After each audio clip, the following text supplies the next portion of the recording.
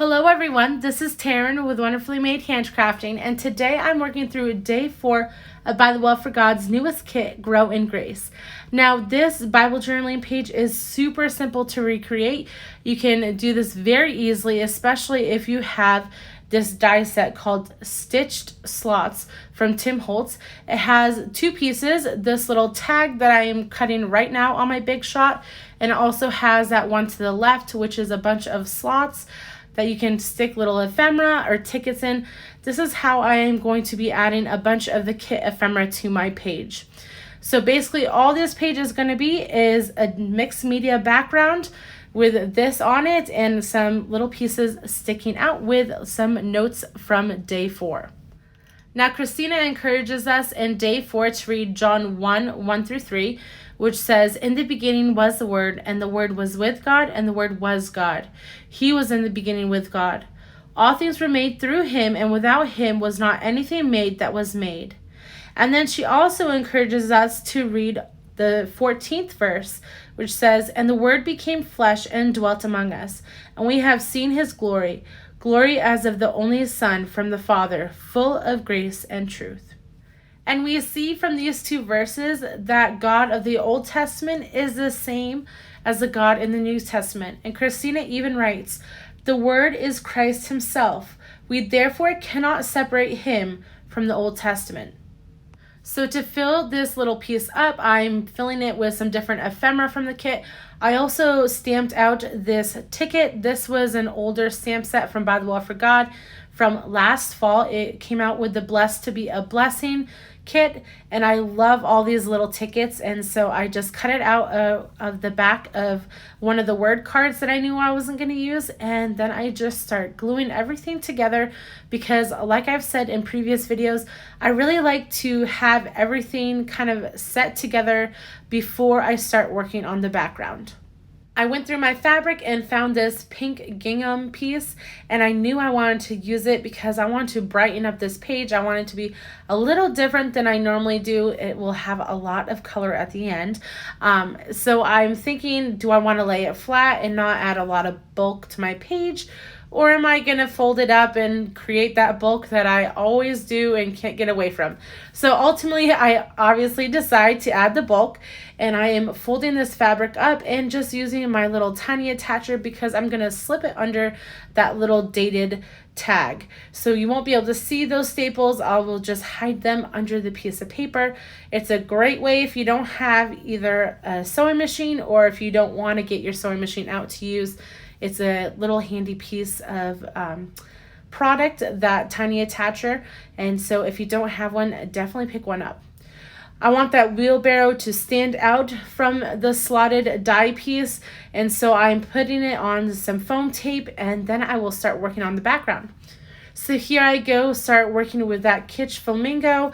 I am just covering the whole background at first with the Kitsch Flamingo. I'm trying to get the most coverage, but I'm going to make it a mixed media background, so it's not going to actually matter too much, but this is just my process of starting a mixed media background.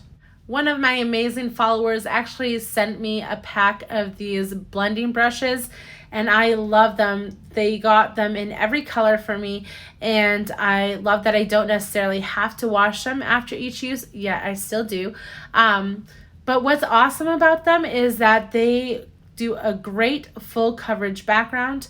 I still really enjoy my blush brush when I want a lighter look, but when I start with a mixed media background like this where I'm just gonna spray water over it, it helps to have that full coverage look before I kind of bleach it out with water.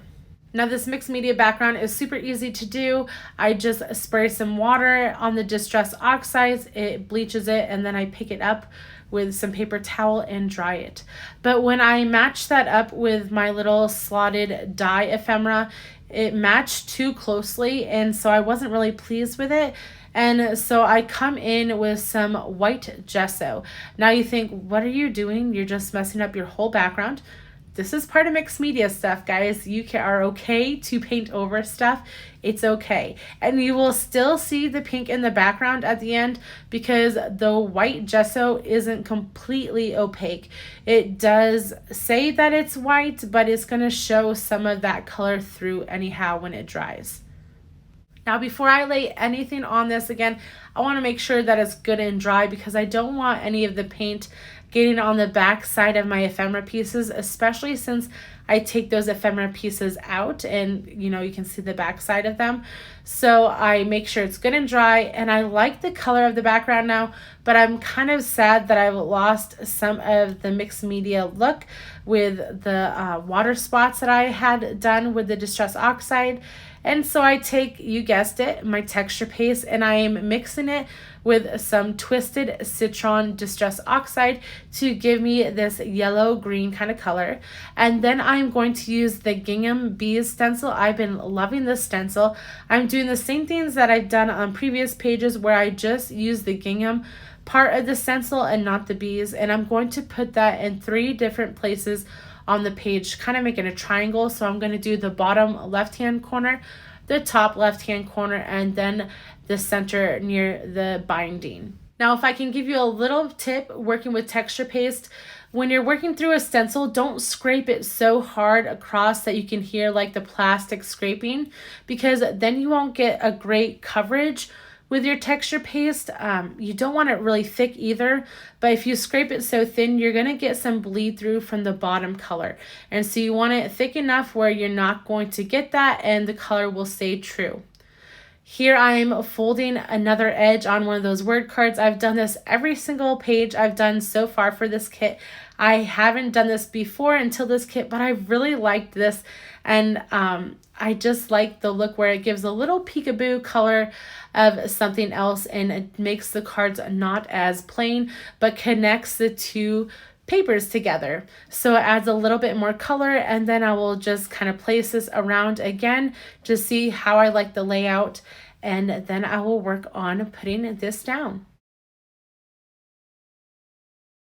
So I waited for that texture paste to dry, but I still want more texture in the background. So I grabbed my picket fence spray stain and just splatter that everywhere. I'm going to pick up the pieces on the texture paste with a napkin because I don't want them to sit there and kind of soak in a puddle, because the texture paste will kind of hold it there. So I am just making sure that everything is good and dry, picking it up. I did leave some time for it to air dry before I started picking it up with a napkin, but I've noticed that when you do the flicking stuff, that sometimes those puddles just have a hard time drying.